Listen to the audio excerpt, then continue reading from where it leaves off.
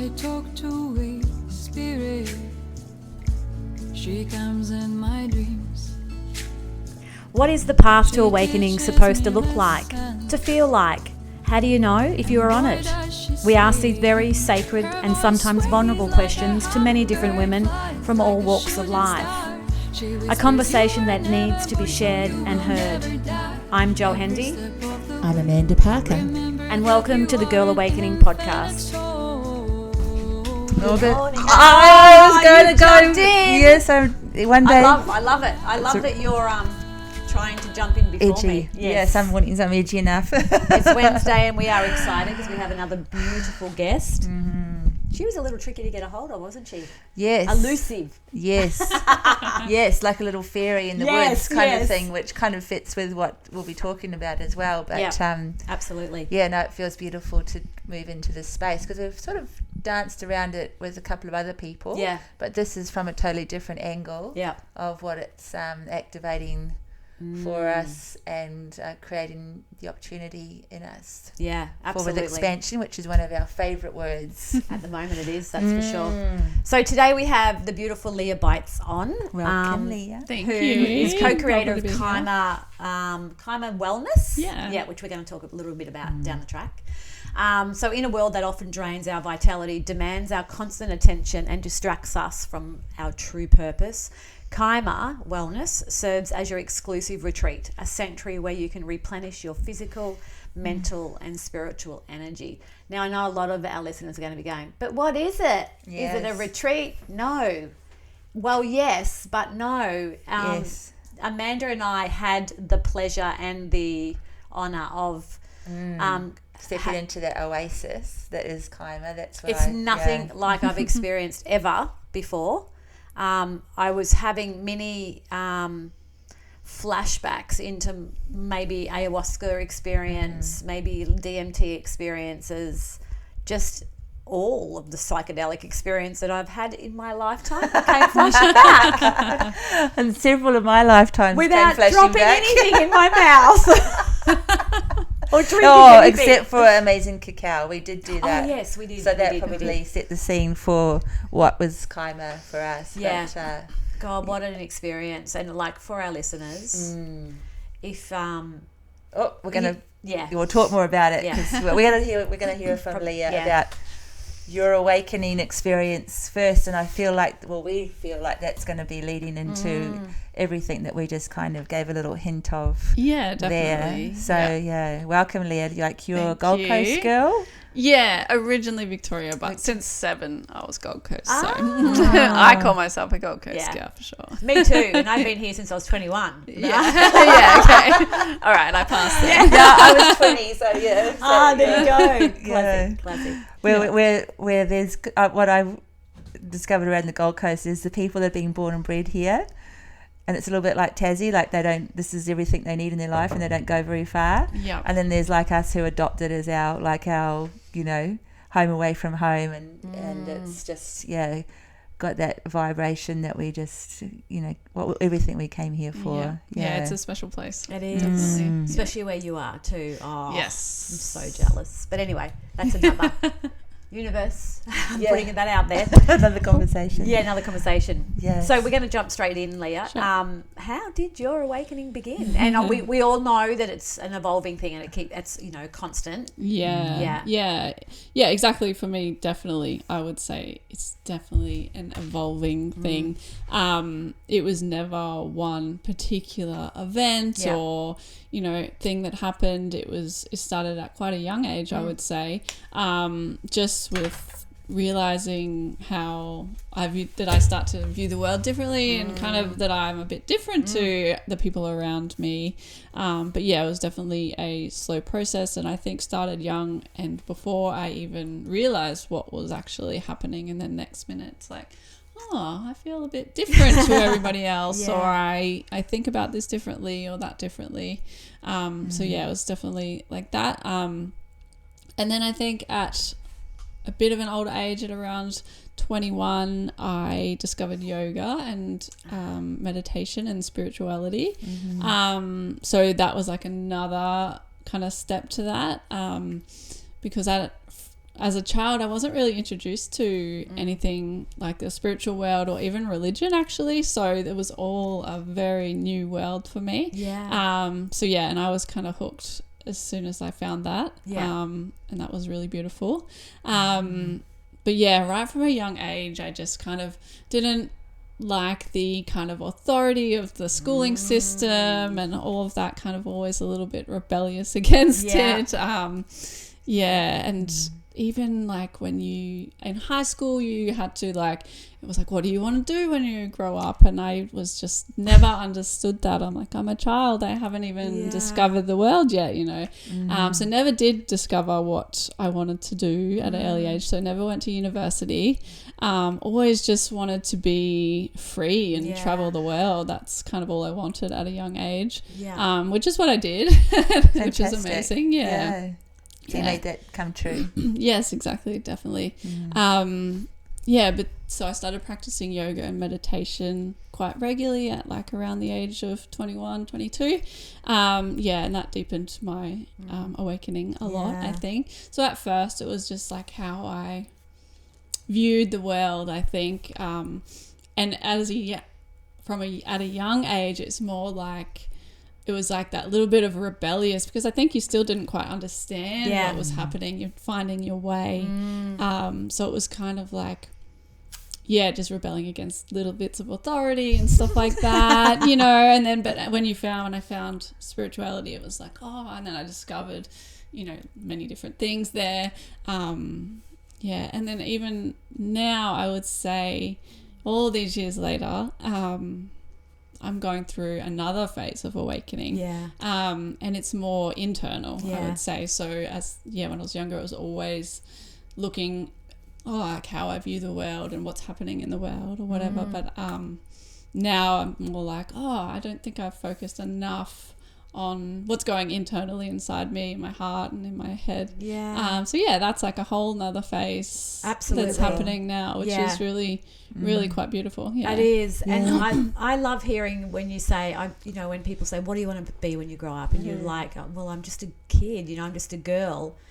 And I feel like now it's almost revisiting those areas of the little girl that that was pushed to grow up. Yes, exactly. And we're realizing now that we need to not do that to our kids. We need to be able to let them be the little girl. Exactly. Because if you do think about that, when you're in high school, you're a teenager and you're expected to decide what you want to do for the rest of your life. And it's like, we're still children. Absolutely. And I've seen that happen to so many people. They did follow the norm and go to university and spent all that time, and then like did that as a career for a short time, and then were like, I don't like this, and then they started all over again, which is still fine. They got that experience and that knowledge, obviously. Dipping your toe in the water or something. But then they go down a completely different direction. So it's funny. It's like it is part of the program when we know that now. For people that are a little bit more, digging. We know there is a program that comes through schools. Oh God, I'm probably going to get myself in trouble saying that. But I can feel even in myself around my kids, they need a job. I can feel that energy of, they're getting older. They probably need some kind of, coming from you? Or, yes. Like the energy field coming from me around, they probably need some kind of pathway, you know. And here I am at like 50 going, I still don't know where, I'm still learning. Yet I'm still having this projection on my kids. Yes. It's like it feels like it's not me, but it's come from somewhere. Totally understand what you mean. It's like an ingrained thing that's just being passed down. 100%. I was one of those ones who I didn't know what I wanted to do, but I knew I was here to do something, and I wanted to make a difference in the world, but I didn't know what that meant. And then I started finding like herbs and naturopathy and things like that, and I ended up going to uni for a couple of years and dipped my toe in the water and changed my degree twice and was like doing Eastern philosophy and things like that, because that's what resonated, and psychology and things. But I didn't know I didn't have any idea what that would lead to. And then I travelled, came over here. But so it's like you said, the exploration process when you don't know, but you feel the pressure to be doing something. Yeah. Or the pull to, I've got to be doing something, and it's the job isn't enough kind of thing. What job, Yeah. Mm-hmm. Yeah. Well, so I did do that. I just had a job for many years. I kind of worked in like the hospitality and tourism industry, and there was such a sense of freedom to that actually, and because fun. And not necessarily, it's not like I loved the job, but I earned decent money at the time, and I saved up, and then I could go on holiday because you were always casual. I could go on holidays whenever I wanted to, or if I was unhappy and I didn't like that job anymore, I could just get another one. And then so I'd just save up money and then go traveling, and so there was that really freedom there's a lot of that. freedom in that, and a lot of adventure was had, and it was amazing. And you also hear that you're a powerful creator because you're able to follow your passion, like what made you feel good and what gave you freedom, and do what needed to be achieved to do that, but without being tied in. Yes, exactly. Definitely. And that's something I've always done. Like if I'm ever unhappy in a situation or job or whatever it might be, I'm not one to kind of just put up with it. I'm like, nope, life's too short. Next. This is so beautiful because next, there's this word that's been coming up not between me and Amanda, but we've been talking about, which is called pivoting. Great word. It's our favourite. It's our favourite word at the moment. Yeah. And it's being able to pivot. Yeah. When things aren't going okay, and being okay with that. Yeah, exactly. And stepping into the uncomfortable if that's what's needed. Mm-hmm. But this word pivot, and it's exactly what you're just saying. It's so beautiful. Yeah, life is one big adventure. And it's like, you get to have all these different experiences, and there's no reason to be like, I have to stay doing this, which I think a lot of people do get caught in that. Definitely, 100%. Yeah, and it's it can be very stagnant in there, and very I want to say uncomfortable, but probably more comfortable. You don't want to get too comfortable, because or else we end up just sitting there and nothing really changes. Yeah. No, that's exciting. I think reflecting back to what you're saying around adults asking you what you want to be when you grow up, I remember being asked that a lot, and just feeling awkward because I didn't have an answer. And I know at school, like, there was a lot of streams of where you were headed because of what you chose and things. And when my children were in high school, there was the teachers were talking around, do what makes you feel happy, because that'll take you where you're going anyway, or when you get out of school you'll be able to choose that anyway. And it was quite but what about the choosing the direction, or it was a glitch for me to experience, and then I was so happy for them that they didn't feel the pressure they still felt pressure to do things, but because of my nature of being in that stream of going somewhere. But it's a definite language that plants such a subconscious structure in your thoughts around where you're going, unless you do hold some kind of rebellious spirit. Because I still and even where I am now, I believe everything that's happened in my life has led me there, but I didn't be like, I'm gonna it just kind of flows and happens, and just one thing leads to another, and you grow and you learn, and then here you are. Well, there's a part of you that would have had to be brave in that too, just keep going with the flow. And sometimes it was hard. Sometimes you would see people that you went to school with, doing that in their careers, and they're buying houses, having babies, whatever it may be, and you're just still cruising around, traveling. But I definitely don't regret a minute of it. I feel like I lived a life of adventure and travel, and there was a lot of life experience had, and it's amazing. And you feel like I think when you're younger, you think when you get to 30 or 40 that you're old, but then you get there and you realize, oh no, I've got plenty of time, to find my way or That's so true. Because you're creating your own authentic path, and therefore it's going to provide for you in a way that is just what you want. Yeah, exactly. Yeah. I'm kind of identifying with a part of myself like that, you know, where people see you as a cruiser, but you're actually working really hard to achieve what it is that you want. Yes. But it's just different to the way that they go about things, you know. 100%. I can completely resonate with that. I feel like that's me for sure. Yeah. My family, I guess I've always probably seemed like a bit of the black sheep, very different to the rest of my family. In finding spirituality and everything like that. And not that they all went to university or anything like that, but it was all very get a job, you know. But definitely resonate with that. The swan definitely. on the Just lake, floating on, but the feet are going like this to get there. It's like, you know, but I'm really unhappy. Yeah, exactly. It's just a different way of getting to what you want, and will and does lead to a very happy and fulfilled life. And you know, something that I resonate with, just hearing you now, family is a big one too, because if you are going the opposite way or the opposite direction to what your family think that you should be going, that can be a battle in itself as well. You know, with sticking to it and not doing what others want you to do, or definitely. what you believe, you know, they think you should be doing. But still keeping the love in there as well, and like, no, I just have to stay with what I'm feeling right now. I think it was always a bit hard for my mum.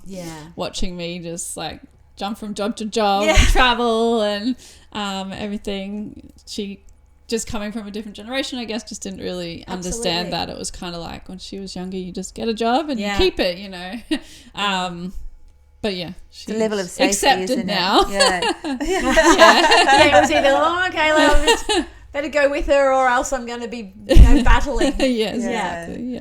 And I guess too, like, you know, that like so many people probably resonate with the thing of like, why would you want to travel there? It's dangerous. You might, you know, get kidnapped or lose a kidney or all these things which can happen. But you know, it's like, why would it? Too many movies like that have implanted thoughts into people's minds. 100% too many movies, too much news. Exactly. I want to ask, because you talk around the yoga and the meditation, but you also bring in the word spirituality. What does that mean to you, spirituality? I think it was just the discovery of everything that is spirituality, like just that there's so much more out there that, well, even all the religions, not that I ever like went down that path, but there's all that, and then it all kind of connects into one. You know, everyone has even all the religions have their own separate things, but it's kind of when you break it down, it's like it's kind of all similar. And then just because I never knew anything about spirituality, about other realms, about any of it really, and so it was all a very big discovery for me, and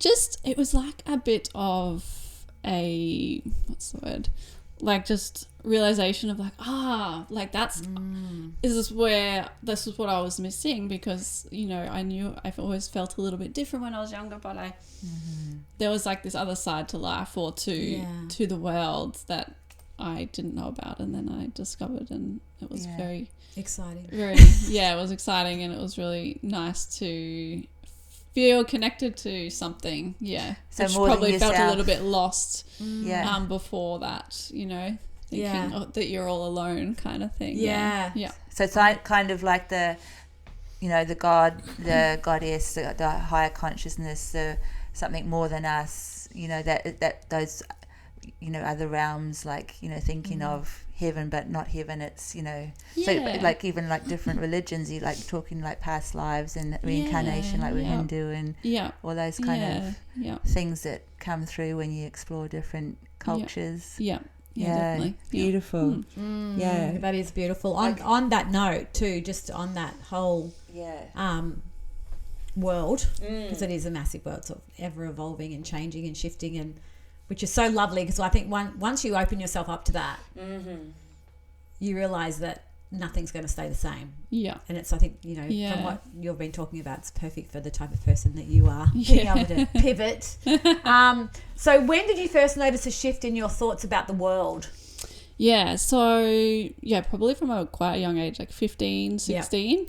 I always just kind of was like realizing that I kind of think about things differently, or like if someone's saying this, I'm like, oh, that doesn't like sit right with me, or so a really young age. And then again at around 21 or something, when I discovered yoga and everything, it was like, oh, there's this whole other world out there. So I guess when I was really young, it was more about just not conforming, I guess. But then realizing like, oh, that was just like because I didn't know about other things, and and then probably 21, and then I think it really does continue for sure. Absolutely. And it's funny, isn't it, when you start to, even that moment when you're saying around 15, 16, start to question, oh, I'm feeling differently about that, I have a different opinion about that, and putting a bit of, I'll say, value on that, as opposed to just going along with the consensus. Yeah, because you're a child, you know, so sometimes it feels like, you don't know what you're talking about. And you have to be careful too about being swept up in that too. Yeah. Like conforming, like you said, it's like... Yeah. There has to be a strong soul in there to be able to go, no, something doesn't feel right, and I'm going to stay with that feeling. Yeah. Instead of going with the 10 kids over here that are doing that kind of thing. It is a big thing to be able to listen to that voice, you know. Yeah, I think it's always just been some kind of, I don't know, but internal just knowing, and like I wasn't really ever afraid to actually action it, to do that and just be like, oh no, I don't agree with that, or I'm different, or whatever it might be.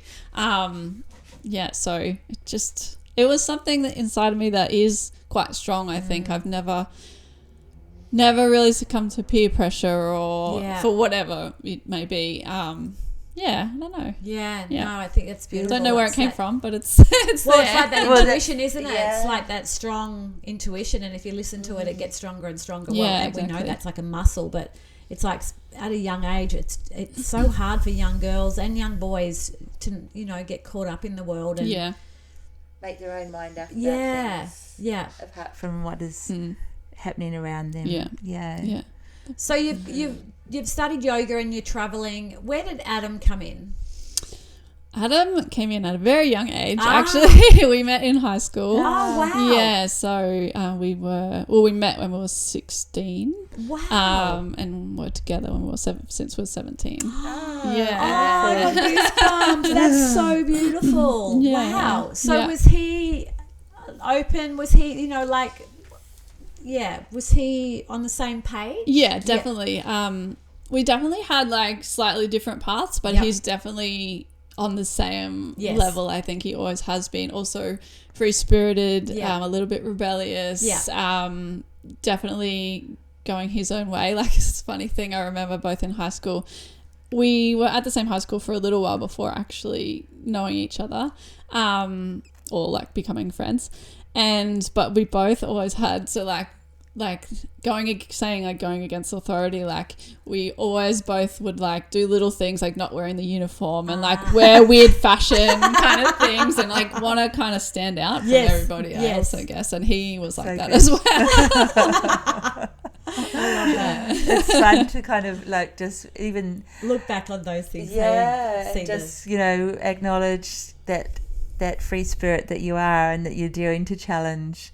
Because I remember one job I had in hospitality, and you had to wear your hair up, and I hated wearing my hair up in public spaces. I just felt really self-conscious for whatever reason, and so I would wear combs, you know, to pull the hair away from my face, and most of the supervisors were fine with it. But there was this one guy that came on and he joined the team, and he was like made his mission to get me to wear my hair up, and I just kept refusing. And in the end, he brought in his supervisors. They came and checked me out while I was on shift one day, and then they said, "Tim, what's the problem? She looks fine. Leave her alone." And I was like, "Yes, win for the girl." You won. Just silly little things that just made you feel like you were yourself within these environments of being the same. And that's why we challenge, because sometimes there is rules that don't make sense. Or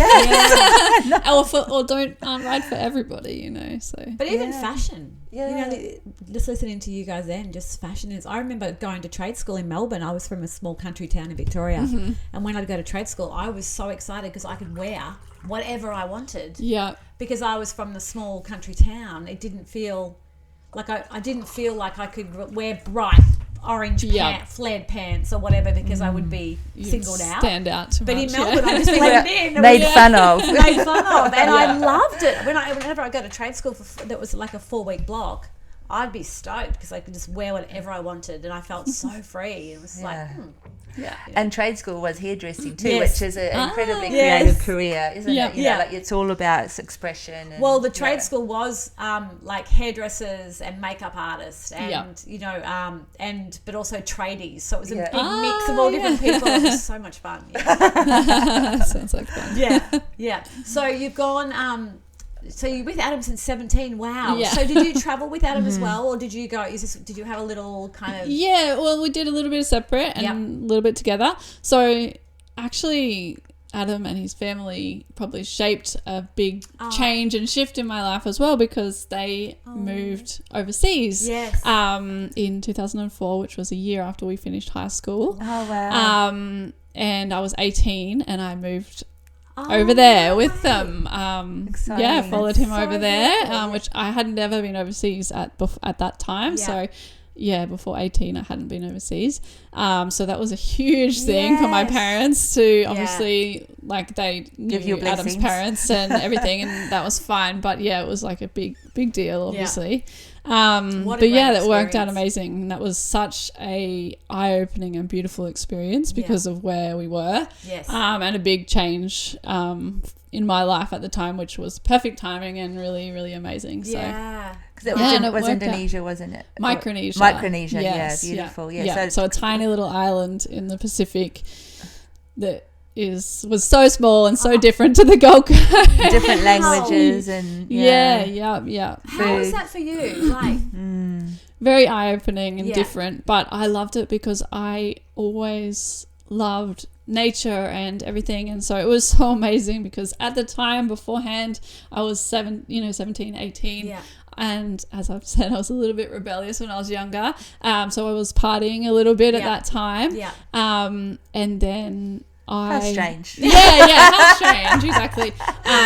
But then moved over there when I was 18, and obviously there was no partying. There was nothing going on over there. Because they're religion, like Muslim country, was it? Micronesia? They're not Muslim. They were, had more like Christianity and stuff. Beautiful. A lot of influence from America. Okay. Sorry.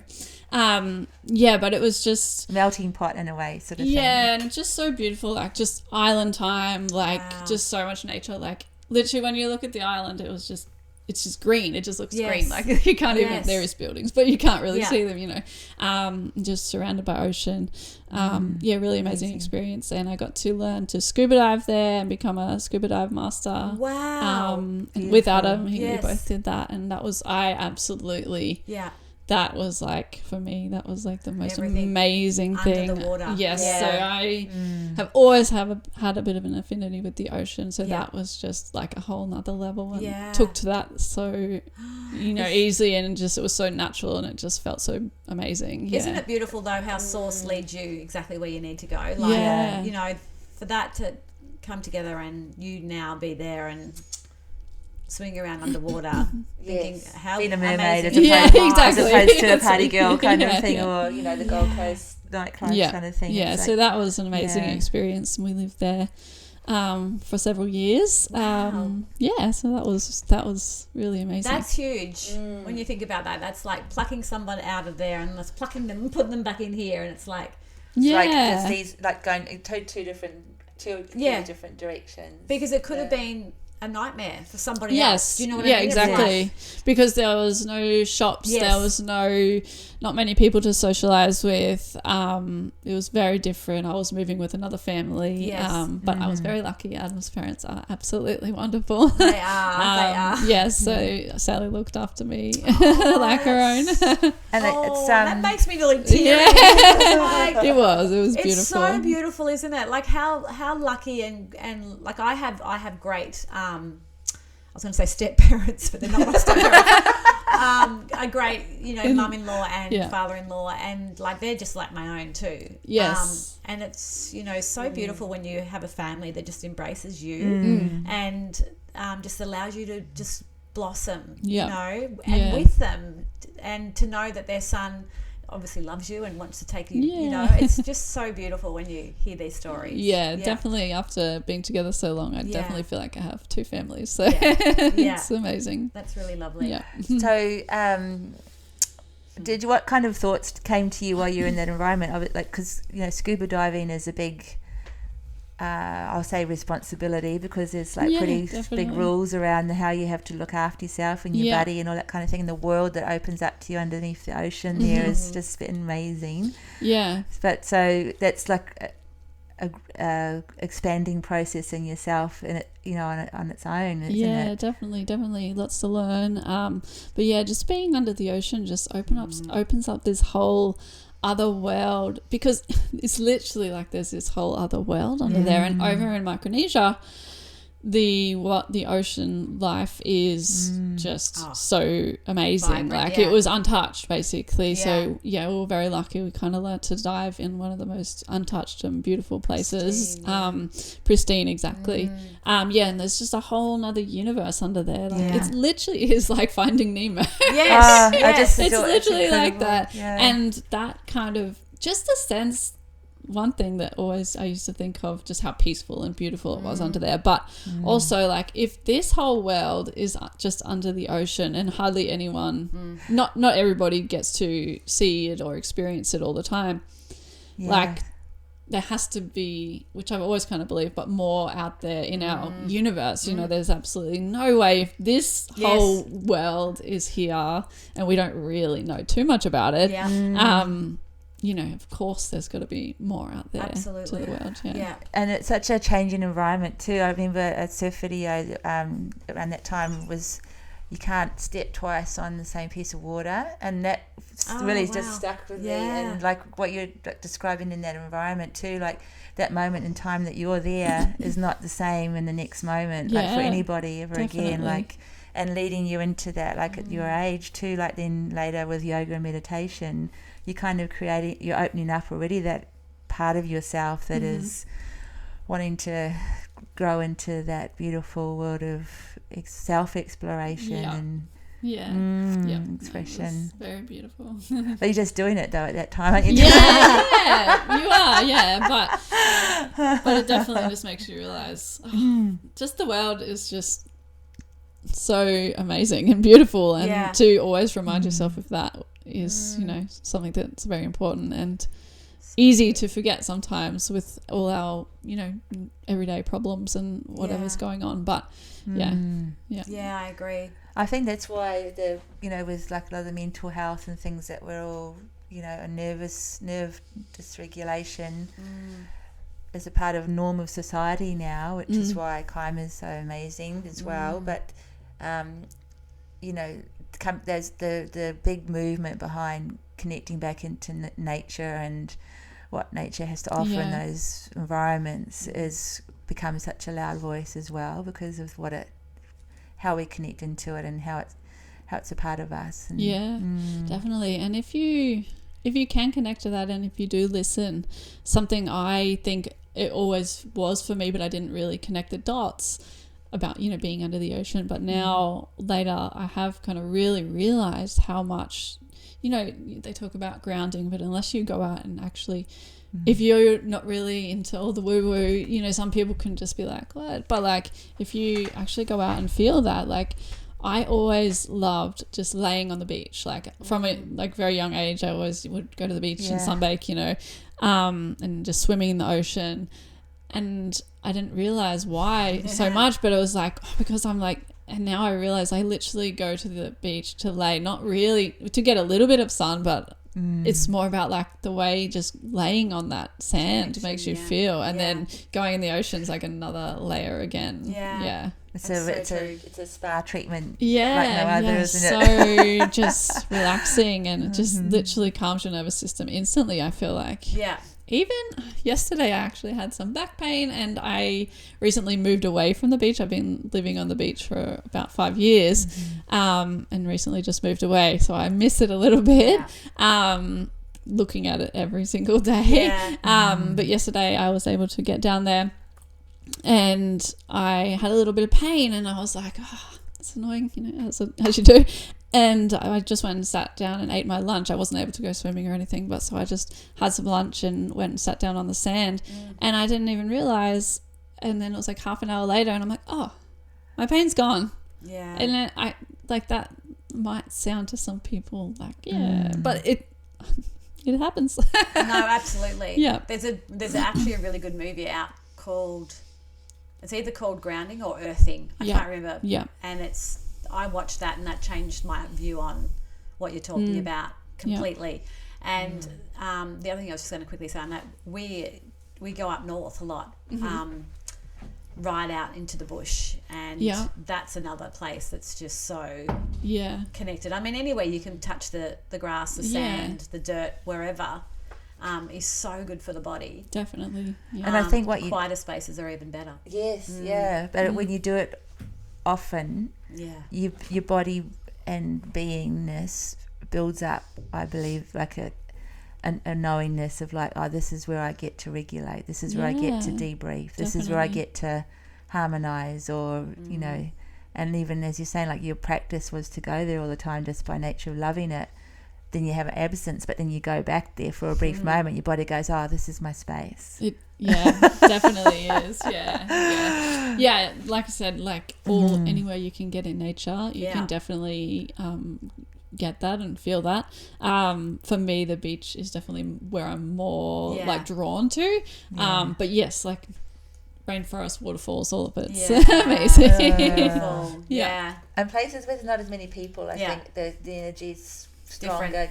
Coming to and connecting with you faster, I think. Isn't it? We actually had this similar conversation this morning. Actually, we were talking about how years ago, when we were younger, there was no phones and computers or any of that. We'd go and play outside, and you'd be yelling and screaming at your friends, and you know, you'd be running and exercising and barefoot. Sometimes, a lot of the time. And you know, there was not much. I mean, there was mental health issues around then, but not to the extent they are now. Because we were expressing ourselves always and grounding ourselves naturally, climbing trees, riding bikes, all of those things, where we just don't do any of that anymore. You know, not as much. Not as freely. And it just depends on, I guess, where you're at in life and your lifestyle or your job or whatever it is. But definitely grounding, getting out there. That was my favorite thing about living on the beach, swimming, but also walking on the beach barefoot every single morning. It's just so good. And you know, it's a funny thing, understanding the value in that, because a lot of people they go to the beach because they know they love going to the beach, but they don't know why why that's happening, why they're getting that good feeling. Well, like I said, I didn't realize why. I just knew I liked the beach, and then it was later on when I connected the dots and realized, there's a reason, you know.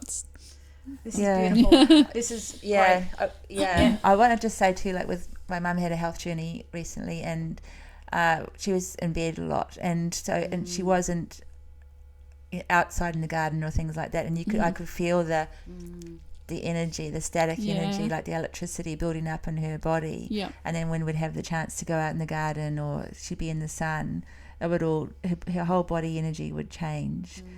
And you know, that she'd always be wearing shoes because of her balance and things. So it was a very interesting just observation to make around that space of allowing your body to kinetically, you know, release energy and receive energy as well. I think about sometimes people that, you know, work long hours or have to like drive long distance to their jobs in cities, and so they'll, especially in winter, you get up I've never had to do this. Have empathy. But they have to get up really early and they don't get outside in the sun, and then they're inside all day with, fluorescent lights and computers and everything, which I work on a computer, but and then drive home in the dark and then you're back inside. And I definitely think it has an effect on people's health, even though it might be slow and people don't realize what's happening. Because it is hard to connect those dots. What's it? SAD, seasonal affective disorder, which is not so much seasonal for some countries and cities, city life, isn't it? Yeah, exactly. Yeah, no, that's a really great question, Joe. Go for it. It's probably, you've probably touched on it, I think there's more though. I feel like there's more. So what kind of things have happened or are happening to you or for you now you've opened up? You're more aware more of what the things you need that are going on around you. What are happening? Anything happening for you? Directly, I honestly feel like I believe everything happens for a reason. So I feel like everything that happens is happening for us or for me, even if I don't like it at the time. Probably more so than ever. Not saying I can get quite reactive to a situation and get upset about something, but then you find later on you're like, oh no, that was probably actually for the best, or that opened another door, or that led to something else. So I really think that everything kind of happens for you, but you have to pay attention to those things as well, because I think things can be or are presented to us all the time, but you still have to take that leap of faith. You still have to, something can be presented to you and you can just be like, oh no, and don't jump on that or take action, and then it will pass you by. So we still have to recognize the things, I think, sometimes, and take a leap of faith and jump in and give it a go and see what happens, which is something I think definitely that's another thing I do have. A quality I have is really not being afraid to take a risk and just go for it, listen to intuition and just go for things, even if they don't always work out. But I think you've then still had an experience, and you've lived something, you've learned something, and I am it's something like a fear I probably have really is not living life to the fullest, not experiencing as much as I possibly can while we're here. It's just kind of a gift for us to be here, and it's easy to forget that as well. I do too, you know. But trying to remember we have this one life. Well, yes, we're aware of living this one life. Right now. And just want to always, live it to the fullest and be open to things and try new things and take risks and take opportunities. I was just thinking, just with the grounding is a perfect way to actually support that, what you're just talking about, connecting back in. Because being grounded helps us connect back into who we are, and then be able to go back out into the world and face those things that we need to face. Definitely does, gives you clarity. Yeah. All of it encompasses each other, doesn't it? Just supports each other. So with that spirit of adventure and then moving to Micronesia as a young woman and then discovering yoga and meditation and opening up into spirituality, what have you decided to change, if anything, in that space to kind of have that awareness becoming more alive in you at that young age? Because how old are you now? I am 25. I am 38. So 38. No that's way. Still Far out. You look amazing. Keep doing what you're doing. Thank you. So I think I'm constantly changing things, I guess. From a young age, it was it's probably started with people I surround myself with. And then it was at around the 21, 22, 23, I got really into looking after myself quite heavily. I'd say when I was a bit younger, I wasn't necessarily doing that as we do. So it was like definitely what I put in my body, what I eat, what I put on my body, which is still strong for me. And then what I also, this is an interesting one, what I put in, when I say what I put in my body, not necessarily just what I eat, but what I consume to put in my mind and in my brain. I'm quite sensitive to energies, and that can be people, but it's also like what we take into our brain. So talking about, I guess, from a very young age, Adam and I bought our first house at 21. And it was quite a big house, so we always had people living with us. It was usually Adam's friends, so I lived with a bunch of guys. I always remember that episode in Friends when Monica moves in with Chandler and she says to Rachel, I'm going to be living with a boy. Like quite distraught. Well, that was all I knew. But right from that age, I didn't let anybody watch television in the house. Cool. You were the queen of the house. I was a little bit. You were actually supporting them big time. So we still had a television, and we would watch movies and stuff occasionally, and I think the boys would play video games when I wasn't home. But it was never allowed to be connected to like the antenna or whatever, so that we couldn't put like free to air. And it might not have been necessarily, it was the shows too, but more the advertising. I don't even know where that came from or what that was, but it was just like an internal knowing that I just didn't like it, and I couldn't handle it, and it just felt wrong. A discerning choice not to absorb the crap. Exactly. Or the brainwashing. So right from then, like that was one thing. Amazing. I couldn't handle, and even to this day, like I do not watch television. I can't even listen to like the radio, not the music, but like when they're just talking, like talking about garbage. Commercial radio left a long time ago. Yes. Me too. So any advertising that, or the news, yes, definitely. How did you like with making that choice and then encouraging, or I'll say encouraging a house full of boys to be on the same page? How did that just feel good? Like how did you have an awareness of how much space that opened up in you? Like, or I just think so, and clarity, or definitely, because all I knew is when it was on, I felt I didn't. It's just like noise to me, white noise, like negative noise. And I knew I just couldn't handle it. I just didn't like it. I didn't want it in our space. And I don't remember too much pushback from them actually. They were all kind of. Well, it takes someone like you just to bring that to their awareness, or else they just get slipped into the slipstream of it all. You know, and you just go and you just do it. Because that's what you've grown up doing. Exactly. So if someone comes along and brings it to your awareness, you're like, it doesn't really make me feel good when I watch that or listen to that. I'd like to do an experiment and ask some of those boys now, looking back at that time, if they still practice the same thing, or if they recognise it as a point when they didn't have mental clutter.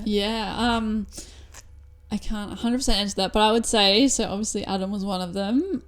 We still together, so we still don't watch television. We never have. We watch movies and stuff. It's not like we don't ever watch anything. But I am very selective even on that. Like, I honestly couldn't watch 98% of the things on all the streaming apps and stuff. I'm hearing you. I feel very rotted. Like, I watch, even Netflix, we hardly watch Netflix because I'm so worried. I shouldn't say so worried. Let me rephrase that. I'm like concerned that there's a dialogue running that's trying to change my thought pattern. Put it bluntly. 100%. Yeah. And so I'm very particular about what I watch as well now. I actually end up finding myself a lot on just YouTube, watching real people talking about real things most of the time. Otherwise, I'm like, I remember watching a movie the other day and I actually didn't mind it, and then I realised it was actually produced by certain people, and I was like, whoa, really? What was in there that I didn't need to, implanted in my mind? But I'm becoming a lot more aware around that as well. Yeah. Yeah, it's only been a new it's thing. just there's just so much, because of the sensitiveness to energies, it's anything, there's so much distortion. negative and violent stuff and weird stuff that I'm like, why would anybody want to watch that? But people do, obviously, and that's fine. They're trying to normalise but it. Exactly, that's exactly what I've always yes. said. So Adam totally feels the same as me. We don't watch regular TV, or he doesn't like hearing the advertising or anything like that either. I would say the others, kind of went down a similar path. I couldn't answer you for sure, to be honest. But yeah. Are you, you don't have to answer this either, but alcohol? So I went through a phase when I was about, I can't remember exactly, late 20s, about a 6-year phase actually, or something like that, where I didn't drink any alcohol at all. As I said, at a young age, I probably drank a very young age, not very young, but teenage, 18, quite a bit, and then totally went through a very strong health phase, spiritual, looking after yourself, just realizing stuff. Didn't drink any at all, and then came out of that, and then just was very moderate, not being so strict. And then I probably started enjoying a bit of a cocktail again, but I've gone back the other way again now. So I wouldn't say I don't drink alcohol, but I really actually don't even enjoy it really these days. I might enjoy it for half an hour, but then I'm like, oh, why did I do that? And do you feel like that, because obviously you got a come and go relationship with it anyway, but do you feel like, because with your I'll say self-awareness and self-love, that has become more disconnected from you as alcohol as a because also there's your work as well, which is your as in Kaima, which is when we touch on that, we'll create more of an understanding around the sensitivity and the awareness that also provides our being. Do you feel like these kind of things in combination have created more of a disconnect around the idea of it is fun, but actually when you're feeling it, it doesn't resonate? Yeah, definitely. So it's like, when you it's like just knowing yourself, I guess, if you're drinking it and realizing that it's disconnecting you from the world and yourself, and also it makes you feel bad afterwards.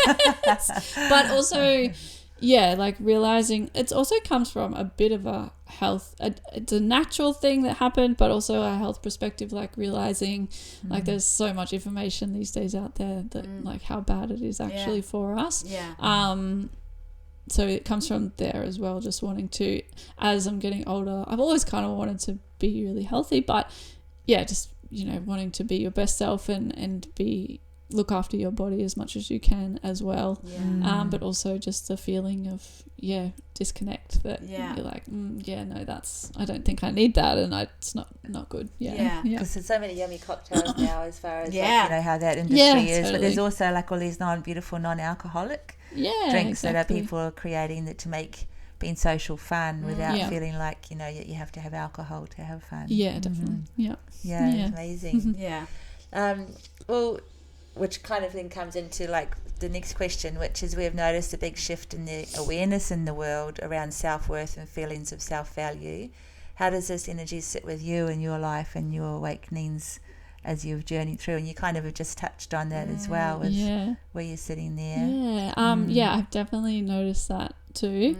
And it sits with me. It's so amazing and so heartwarming. I definitely see it happening, and it makes me very happy because I do feel like I've never really struggled too much with my like self-worth or what I look like, or not saying I ever thought I was perfect or anything like that at all, but like I never struggled with like weight issues or being, you know, just putting myself down. I didn't do that a lot. Which I feel very grateful for. But obviously seen that in a lot of other people. So to see that shift and people realizing that, or like finding the ways to not feel like that about themselves or talk to themselves like that, it's amazing and so powerful. And I hope we can keep going on that trajectory. And I think just for you and listening to your story so far, it definitely comes back to being connected to self and listening to your own heart, you know, throughout the journey. You know, that's where we get our certainty from and our joy from and our fulfillment from, and we stop looking at it for outside. We start you know, where I think there's a lot of people looking for it in things that are fleeting, and so they're never sitting long enough to enjoy the feeling of you know, that you are enough and we are enough. But it definitely comes from the grounding, from the trusting in, you know, where you are, being able to pivot. Being able to change, not being stuck in the same place, you know. And like paying attention to, I think, not watching television and reading fashion magazines or whatever it might be, that I think I'll just talk about women or girls for now, but you know, a lot of people did do that, and I'm not saying I like fashion, you know, but I would say it's sometimes a different sense of fashion, and I like nice things, but not like seeing those things on television or in magazines and being like, I have to be like that, I have to be that perfect, and I think separating yourself from that is maybe why I didn't, you know, have any of those major issues like that. Absolutely. Because it is that self-awareness and that just, I don't know why, but makes you realize like that you don't have to worry about that kind of stuff. Like we all have our little, you know, insecurities, and I definitely have those, you know, but I guess trying not to let them overtake in your head. You know, they're there sometimes, but So would you say you have like a clear relationship or good with who you are, like with yourself? Yeah, definitely. But as I said, I am going through another stage of awakening, I would say, and it is more internal. So I do feel like I've definitely always known who I am and been able to be myself. But I do think I'm like, just looking a bit more internally recently about, I don't know, I don't even know what it is yet. It's very new, to be honest, actually. One phase of it is like just trying to be more open and vulnerable with the people around me.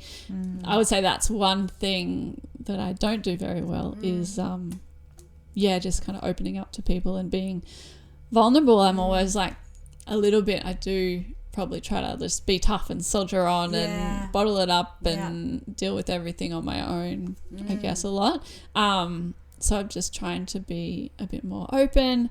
And I think even this podcast was, I was going to say that literally a challenge. It was a challenge for me. It was like something that was put there to challenge me, because I think I would have normally always said, no, I don't want to, you know, go and talk about myself. You're welcome. That's your favorite. You know?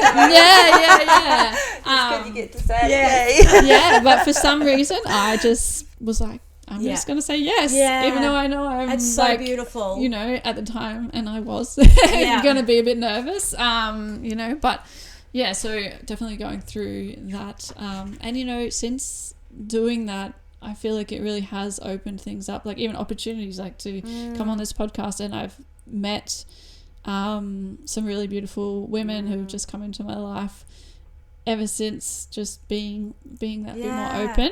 I've definitely seen a shift in things changing. So thank you for sharing that, because it's such a big thing, and I think it's like I'm resonating big time. I'm definitely going through something internal as well. But there's no other way anymore. Yeah. And I think it goes back to what you said, you know, a few minutes ago, around that we're here. We chose to come here, you know, and live this exciting life. Yeah. And why would we have it any other way? You know, why would we want to sit back on the couch and watch Netflix day in, day out, or whatever it is, when there's so much available and exciting? So and yes, it is challenging and there's work to be done, but that's what we chose. Yeah, exactly. Yeah, there is just so much. I was always obsessed with traveling when I was younger, and I've been to quite a lot of countries, but I still want to travel more. But I am in a phase at the moment where it was like, no, I'm gonna like just find, you know, like probably opening Kaima it's like the longest I've committed to something, to be honest. I've finally like anchored down and been like, and I'm really happy like living on the southern Gold Coast. So I was always more northern Gold Coast until about 5 years ago, and it's the best thing. Like Coolangatta and that area just feels like absolute home, and it did from the very beginning as soon as we moved there. But opening Kaima, and now it's like it's the first thing that's really stopped me in my tracks, and like I still love it. You know, I often kind of like will start something and then it's kind of like, oh no, this isn't right.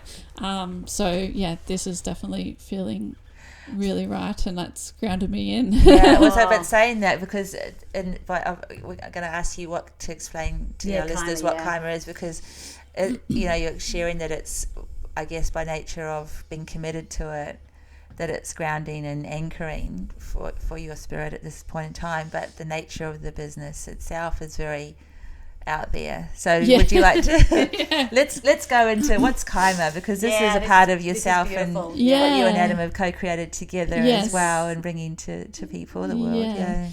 So Kaima is our wellness business in Coolangatta, and it's a beautiful story how that started as well. It was a story of just jumping in and going for it. So we have 3 modalities now, but we started off with just the Leah light, which is a meditation tool essentially. And so it's like a neurostimulating meditation tool, and it's a light, and you lay underneath the light, as you've experienced, and it just flashes white light. So yes, it's very out there, and when opening it, it was like, okay, see how this goes. Wow, so you lay underneath the light, and it induces or helps you get into a deep meditative state effortlessly, basically. So as well as it helping you, so it takes your brainwaves into the lower brainwave state, so you kind of automatically or effortlessly get into like a deep meditative or almost like sleep, so non-sleep deep rest kind of state. That's like a thing called theta. That's the theta state. Exactly. And the power of that being in that state, so we don't get relaxed like that very often, you know. So it's regulating the nervous system. It's got so many benefits and so many things that it can do. But then also on top of that, you're getting this beautiful visual experience that is like a psychedelic experience. So that's why we kind of call it a psychedelic light meditation. It's white flashing light, and you have your eyes closed, so you're seeing like your internal world almost. It's wild. So beautiful. Yes. Colours from a white light, the colours are spectacular. That's what blew me away. And the patterns. So you're seeing lots of colours and patterns, like psychedelic or kaleidoscopic kind of patterns behind your closed eyelids. So it's like your subconscious coming alive, which is something, you know, is hard to, we don't always have access to. And then from there it can kind of lead to anywhere really. So it's, you know, it's, you never know what you're going to get. It's every experience is a unique experience. So we can never tell people exactly what they're going to feel or see or experience. But it's always beautiful experience. We often have people, you know, in tears, happy tears, coming out just absolutely blown away. You know, it kind of transports you from this, you kind of forget about this reality and transports you into another realm, whether that's your inner realm or, you know, another realm of dimension. You know, it's different for everybody, but people can have like a spiritual experience under there, but then you've got this scientific aspect to it and all the actual benefits as well. I remember coming out and thinking I want to do it again tomorrow and then thinking, okay, in the week, and you were like, oh, you know, people maybe a little bit longer than that, and we've been talking about it, and the word that we've come up with is it's integrative. Like afterwards you actually go through quite a process, and there's a lot of integrating, definitely, but in a very, you know, some of it's like a big drop, and some of it's little stardust things, but it's quite where we experienced it, the opening in our beingness. It was beautiful. Was just so beautiful, and you know, the heart space and the energy that was moving through there, but also, you know, the colours and the geometric patterns and the experience. The experience in itself is very holistic. You know, it's just amazing. That's why we opened. It originally was called Lucia Lightwaves, but that's why we opened Kaima, because when we discovered the Lucia Light, we were just so blown away with what this was and this experience, and couldn't believe that it's not more well known. It was invented about 12 years ago. But there's hardly anyone in Australia really doing it, and it's not many people at all know about it. There was like, it's just challenging to get it out there and for people to understand what your the impact. And you can't explain to somebody what it is. That it's hard before, you know, you need to try it. Our listeners, you just have to go. Yes. Kaima Wellness, get on their website. It's amazing. So there's a bed, is that right too? Yes, so we have two other modalities. So vibroacoustic therapy or sound heal. It's essentially a sound healing bed. Which is just crazy amazing. Yeah. So coming into the space of a healing, people are going to pyramids to experience music in the pyramids and the chambers and things like that because of the acoustics, and then there's this bed that you've everything we do is like frequency and vibration and energy, so the sound healing bed, essentially you listen to sound healing music through the headphones, but that music also goes through the bed, and the bed has transducers, so they're kind of like speakers, but the sound doesn't actually come out, only vibration comes out of them. So you're feeling the vibrations of the sound healing music. So it's essentially sound healing, but you're really feeling that vibration on your whole body. So it's really, really powerful. So you get into a very similar state as under the light, to be honest. You don't have that visual experience, but for me, actually, I feel like I get into such a deep state on that bed that I have, it's not like the colors, like kaleidoscopic lights, but I have like visuals come through because I've dropped into such a deep state that I have these like scenarios like kind of come through, and then, but you're not asleep, you're like, what was that? You kind of come back and you're like, what was that? And then we have PEMF therapy as well. So you can do those in combination, the sound and PEMF, and that's pulsed electromagnetic field, so working with energy and frequency again. And that essentially is like mimicking grounding. So it's all frequency and so many health benefits. And so those two are a bit more physical, like a lot of physical, mental health as well, I would say, but a lot of physical benefits that can come from that. So that has infrared heat in it as well. I knew one of them had heating in it. The big combination for those ones, you're doing, you've got the sound healing, the vibration, the PEMF pulses, and then the infrared heat, and that's got a bed of crystals in it as well. So that produces, when the crystals are heated up by the infrared heat, they produce negative ions. So it's like a bit of a nature therapy. So just with the sound therapy, I had this visual of, I've been to many sound healings, and where they come along with the drum, and it's like the vibration coming out of that drum's like cracking your heart open. And it's like I can imagine that's what that bed would be like as well. And but you get it the whole time all to yourself kind of thing. And over you can really feel it over your whole body. And it's like in the days when you went to the rock festivals and stood by the speakers to get the same experience. I can remember at different concerts having that feeling and just your whole body is like this. You don't lose your hearing, but you're getting the whole resonance of exactly. Yeah. So they're all really powerful modalities. Wow. And love it. Yeah. Do people? Is it a thing? Would it be beneficial to do it like circular, like through them all, or do people have favourites what they like to do? Depends on themselves. Yeah, depends on what you're after and what I guess you can try them and enjoy. But the light's still probably our most popular, but I would say only probably because that's what we started with. So we only had the light at the start.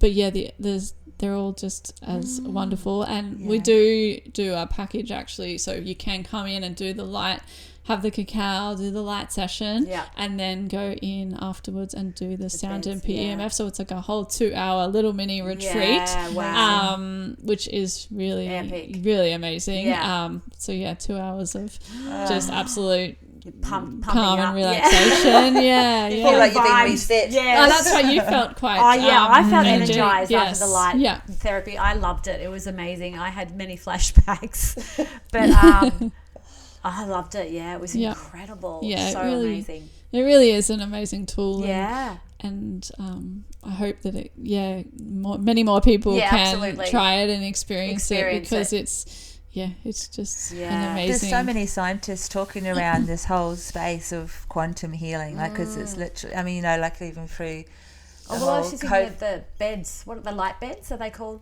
Is that what they're called? Well, as I was to say, through COVID, there's a lot of the talk around the med beds these kind of things.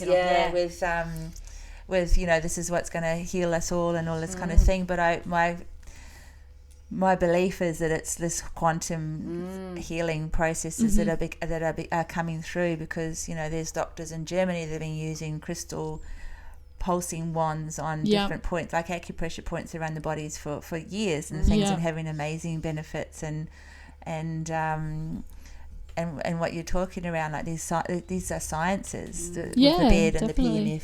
the PEMF and the light waves and everything. So it's becoming accessible and available to us to have these things that are beneficial to us in ways that are bringing us back to our true nature, isn't it? In our true states. And these things can heal you too, but we don't want to really say that too loudly. 100%. Well, just say it again, vibroacoustic therapy is actually used in hospitals, but it's like hasn't got out there to mainstream. It's like there are beds available, isn't it? Because like the hospitals are not widely. It's probably not. I don't even know if maybe in Australia, but I definitely know overseas, like they are used in hospitals for different things to help people get through whatever they're going through. But like light and sound, and we're made of water. It all just makes sense. And that's the amazing thing, going under the light as well. So you can reduce pain definitely on the sound and PEMF bed. Like that is amazing to jump on.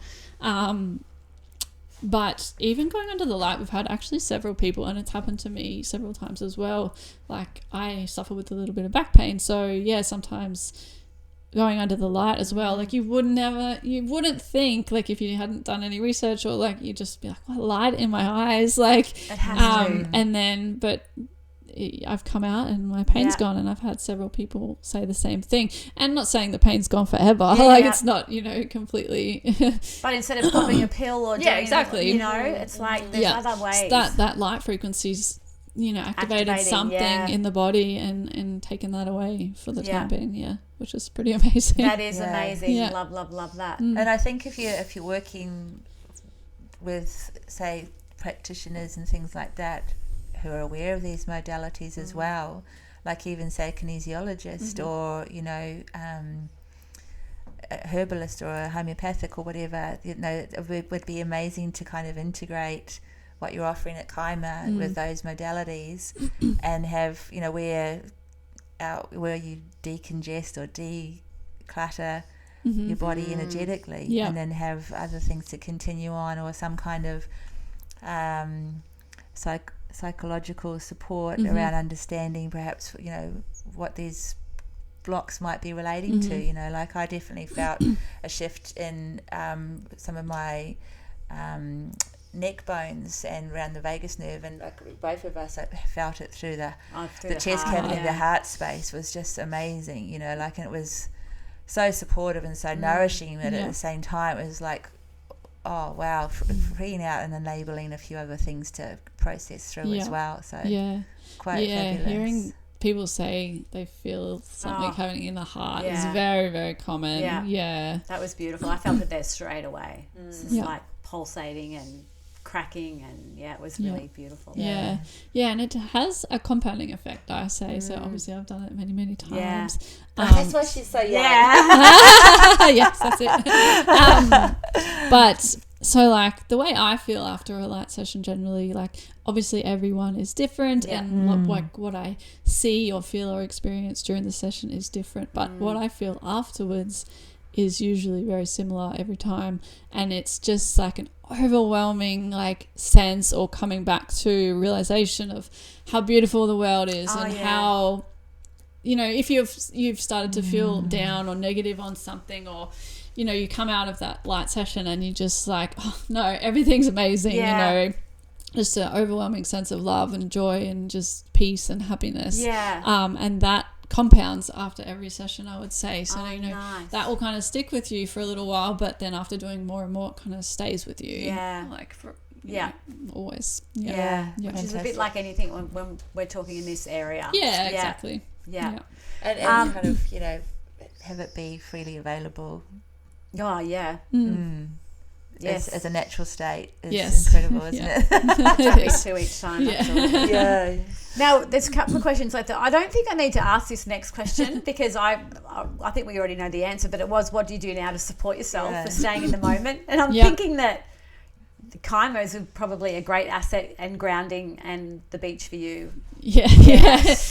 Definitely. So I definitely I don't practice like regular meditation every morning or anything like that. I used to, but I just find I just do whatever works for me now, and what that is, staying in the moment, is just like, so in the mornings I'm always outside, getting sunlight in my eyes, in the fresh air, and love being out at sunset if I can be as well.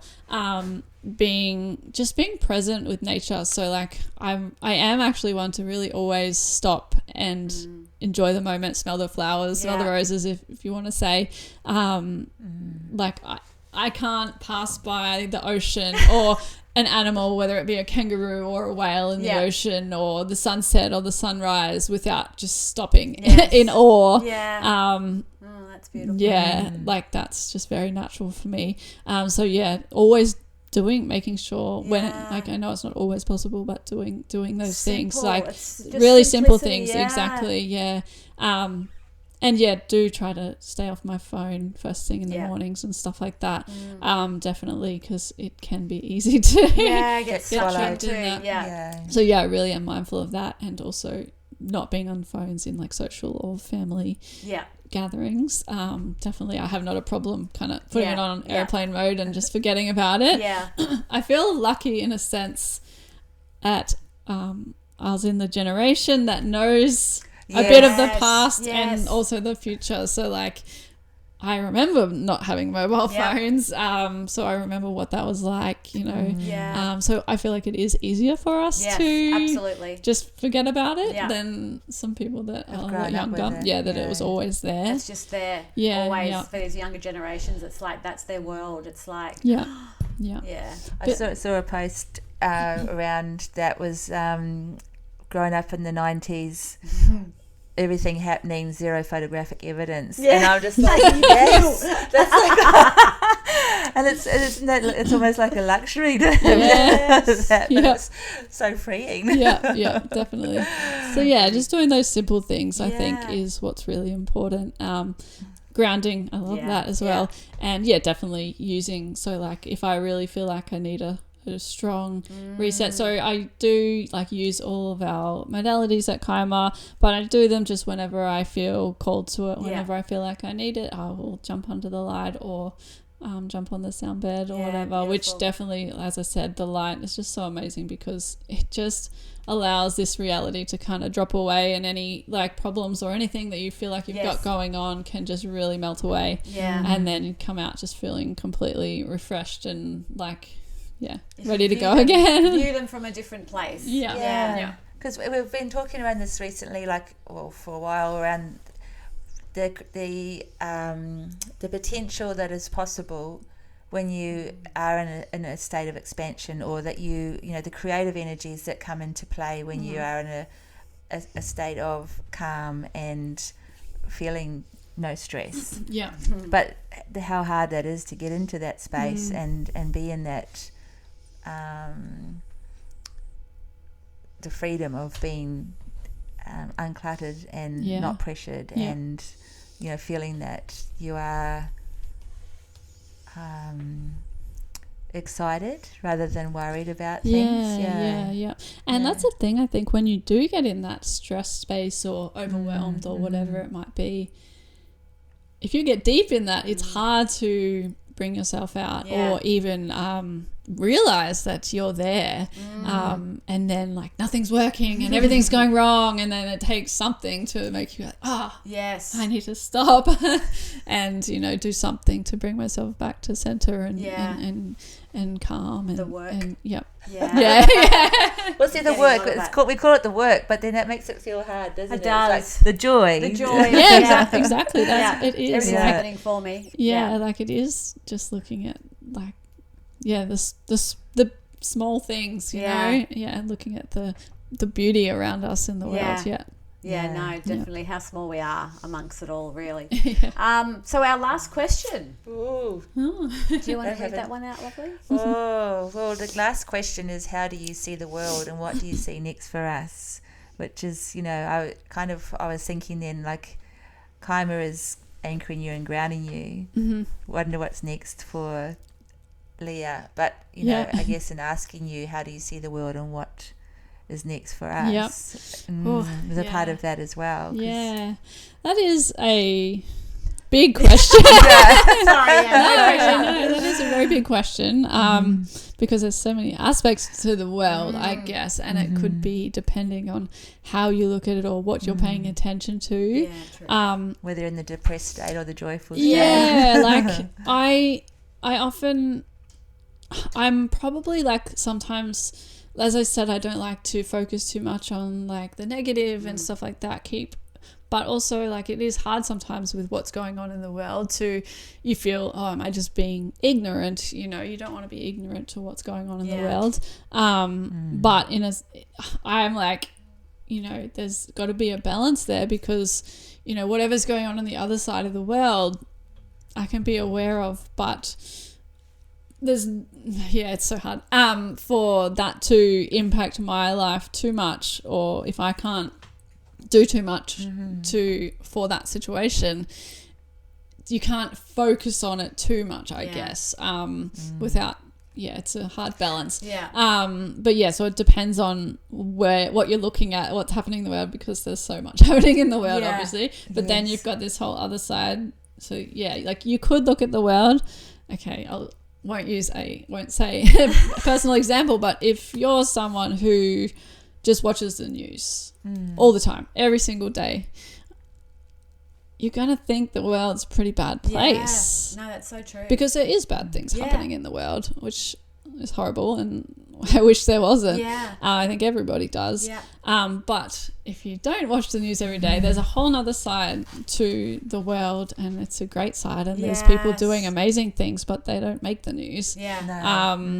So it's that's hard. That's a big point in itself. Absolutely. So it is hard to say what was the question? Where's the world? Well, how do you see the world? Yeah. So how do you personally see the world? So your I would say, perspective. Yeah, my perspective is that the world is amazing, and there's a big and beautiful shift happening with people, and I think that's going to keep going. Obviously there's some bad stuff happening in the world, and I hope that maybe one day that big and beautiful shift will be able to change that. I think as well, like there's been, it's a hard touchy subject, but there's always been bad stuff happening in the world, like as far back as history goes, and we're still here. So if you can focus on the good things as much as possible. Obviously not everybody has the ability or privilege to do that, which is unfortunate. But I think it does come back to what you mentioned earlier too about working internally. If we can just keep working on our own stuff and clearing our own stuff and taking responsibility for our own stuff and seeing the beauty in all and doing all that, then we can make the shift. Exactly. Together, if we're doing that. But if we're all focused on the shitty things, that's not going to create any more. So disabling. That's exactly right. So it might sometimes feel like you're not doing the right thing by not focusing on it. But exactly what you said. If you're focusing on yourself and being a change or being positive or making change, even little change, and that's what I love about Kaima as well. So I feel what I described is how I feel when I come out of a light session. A lot of other people have also said a very similar thing. And I feel like if people can experience that light several times and then take that energy out into the world and spread it into the community, that'll be great. So I see the world as I think everything's going to be okay. I guess. No, absolutely. I think it's just a self perspective thing. But do you feel like that what you're sharing around your awakening that you're going through at the moment, like that's a part of that process in itself, where having the tools of Kaima and also your time in life where you're willing to delve into this part of yourself, even in a deeper layer. Because describing at a young age with the yoga and meditation and awakening into spirituality, awareness, and exploring the world, like now, you've obviously got a relationship with the world, but now this inner world, like that in itself is kind of a part of that, I guess, responsibility to make the world a better place, isn't it? By taking care of yourself. 100%. We all need to take. No one else, can.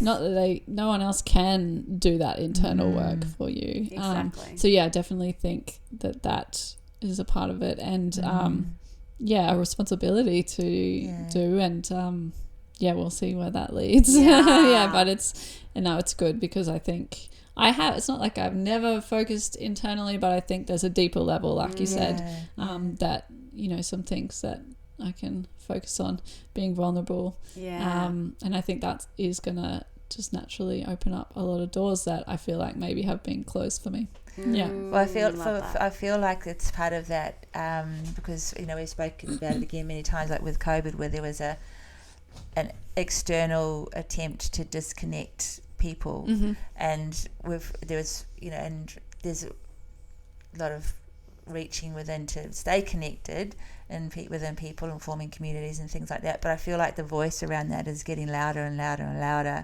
and people's awareness around connecting in and being part of communities in different ways is a part of being open and being vulnerable and sensing in other people that there's something that we can achieve together. If I am open to seeing you and receiving you, and you're open to me and receiving me, and there's exploration in that, isn't there? Yeah, definitely. We all need to be open, and I think what you can achieve together is amazing, but you do need to be ready for that, I guess. Yeah, that's my amazing. Goodness. So, amazing. What a gift. What you see next for the world is a psychedelic experience. If everybody could just go and have one of those, maybe the world could be a better place. Yes. Because colour, you see the colour in things instead of the grey. We're going back to seasonal effectiveness or the drab grey days. Seeing colourful days and the colour in the world. Yeah. And I think what's amazing too is even it's a white light is that it feels like you're self-generating. Well, you are. You are. So it's white light, but it is flashing at specific frequencies. Yeah. But your brain is taking that in real time and turning it into what you're seeing, and that's why it's unique. Because yes, you're both seeing color and patterns, but they wouldn't have been exactly the same color and patterns. So it does create some kind of effect on the brain, obviously, but it's never the same for every person, and it's not the same. When you come and do it again, it's if you could do exactly the same like program or session on the light, and it's not like you would be like, oh, I remember that part. It's not like that at all. It's going to be different for you, and then different colors and patterns, but also different like what comes up for you or like what you feel, what you see. So evolution. Yeah, exactly. Yeah. Well, if you would like a Kaima light session, that Kaima Wellness, or a Lucia light session. We will pop it at the end of the podcast. We'll pop links in for you to check it all out, because it is incredible, amazing, and you have to experience it to actually understand it. Yes, you do. But thanks, Leah. Thanks for coming on today. You're welcome. Thank you so much for having me. Being open and vulnerable. Yes. It's a big step. Thanks, honey. We're so grateful. You're welcome. Thank you. She comes in my dreams. Thank you for listening to our Girl Awakening podcast. We are also on YouTube as Girl Awakening. We'd love to see you there with comments on how our guests resonated with you or your own awakening. Please share the love with a like and subscribe while you're there. A blissful thank you to Ksenia Luki, the amazing artist behind our theme song. We will see you next week. Bye. Bye.